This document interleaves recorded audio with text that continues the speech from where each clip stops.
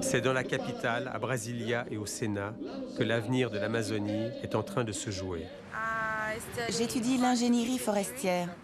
Et maintenant, je suis ici, devant le gouvernement de Brasilia, pour protester contre le nouveau code forestier. Le problème, c'est que ce code dit que si vous ne respectez pas la loi, si vous ne respectez pas l'environnement, si vous ne protégez pas les rivières et les montagnes et tous les territoires protégés par la loi, vous pouvez vous en tirer.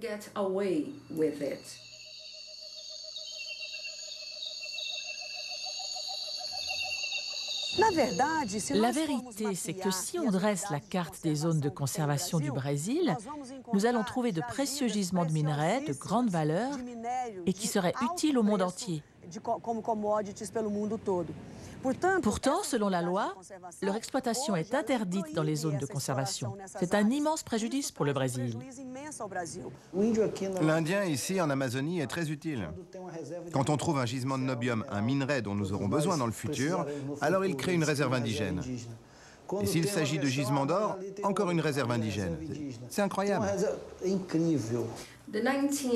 La Constitution de 1988 permet l'exploitation minière dans les territoires indigènes.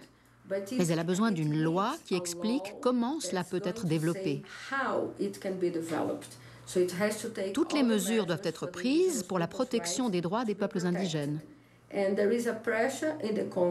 le Congrès est sous pression pour faire approuver une loi, pour faire passer une loi qui va permettre l'exploitation minière sans protéger les droits des peuples indigènes. Ils traitent les Indiens comme de petits jouets. Ils disent à la population « Tout va bien, nous allons simplement les déplacer ailleurs ». Comme si c'était des petits jouets que l'on peut bouger où et quand on veut. Ils ont leurs droits, ils ont leurs terres et ils se préoccupent de l'environnement.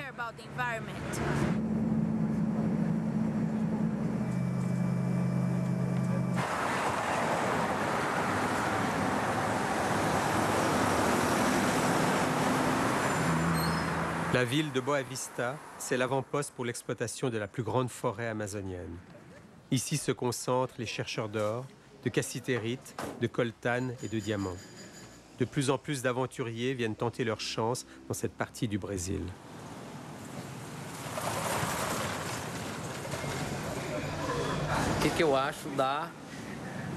Ce que je pense des orpailleurs qui travaillent dans la réserve indigène,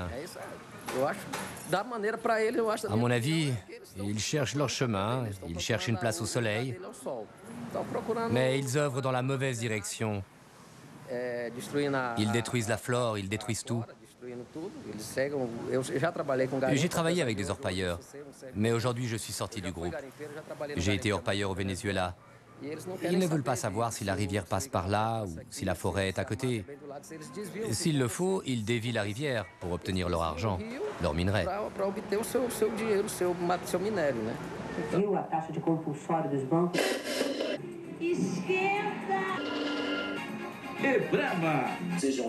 Joias com diamantes, ainda mais os diamantes Frescolas, na linha prata.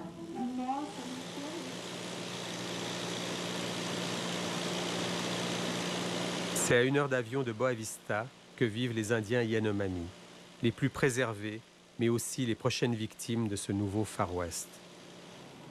C'est dans cette forêt primaire que se concentrent toutes les convoitises à venir. Ces Indiens, encore isolés du monde moderne, continuent à vivre de manière traditionnelle. Chasseurs-cueilleurs, ils sont les derniers gardiens de la forêt.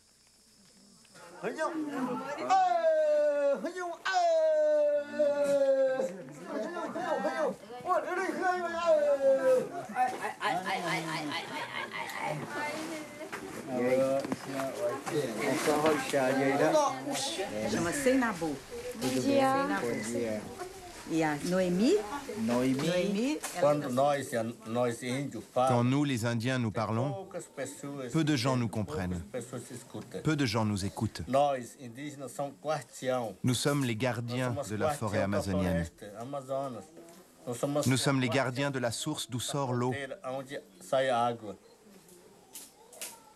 d'où naît l'eau. C'est le peuple indigène qui protège la terre, depuis la nuit des temps.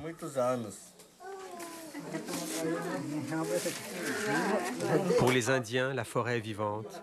Elle respire, la terre-mère ne meurt pas si on ne la défriche pas. Les Yanomami ont obtenu la reconnaissance légale de leur terre, mais cela ne les protège pas pour autant. Aujourd'hui, les chercheurs d'or illégaux les encerclent. Les Yanomami ne comprennent pas pourquoi on s'intéresse autant à leur sous-sol. Pour eux, ce qui est sous terre doit rester sous terre, sinon c'est notre monde qui va s'effondrer.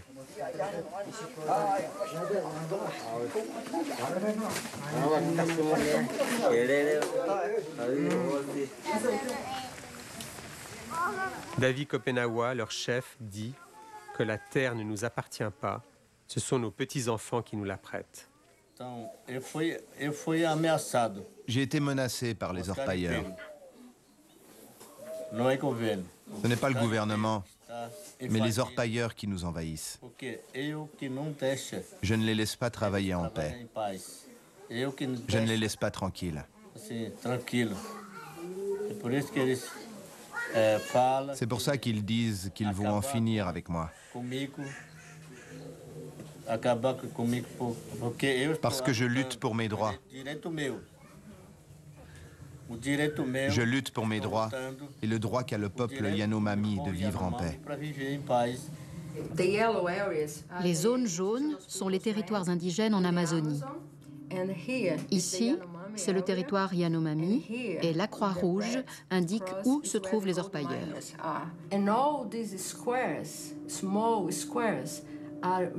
Tous ces carrés sont des demandes faites aux agents miniers fédéraux pour l'exploitation minière dans les terres Yanomami. Ce que nous avons maintenant, c'est de l'orpaillage illégal.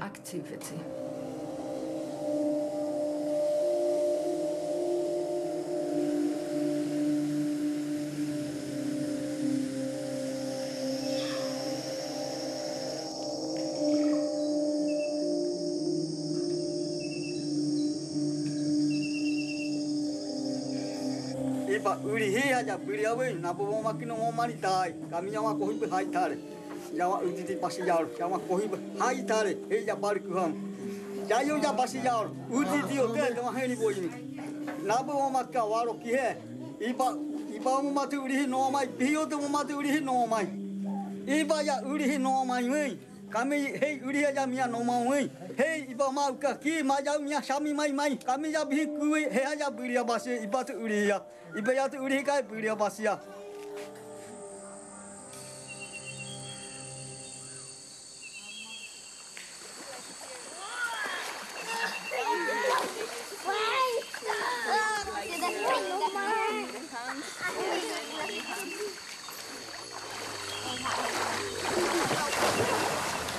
Ce qui m'a le plus touchée, c'est la rencontre directe avec les Indiens. Et puis après, il y a la dimension humaine et émotionnelle qui est un petit peu difficile à exprimer, mais il y a un grand sentiment de tristesse parce que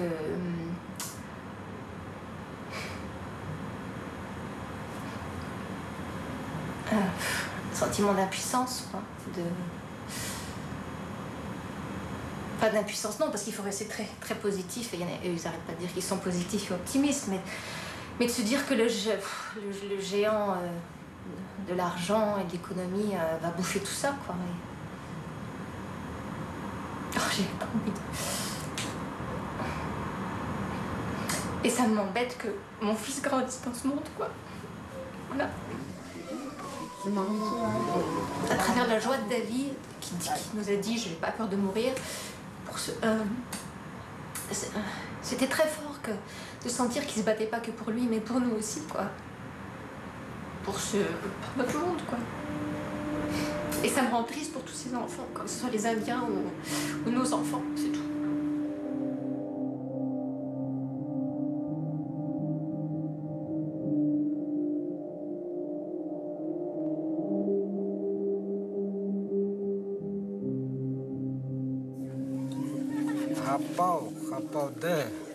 Il y a très longtemps, le ciel était fort. Mais maintenant, il est proche de la mort. Il était fort quand il y avait beaucoup de Yanomami, beaucoup de chamans qui retenaient le ciel. Il l'empêchait de tomber.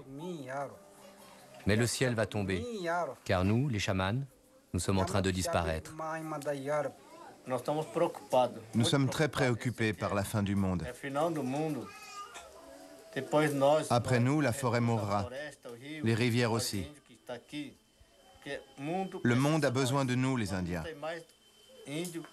Quand il n'y aura plus d'Indiens, le monde sera fini. Et tous ceux qui nous ont tués seront tués à leur tour. Le monde va se venger sur le peuple des villes.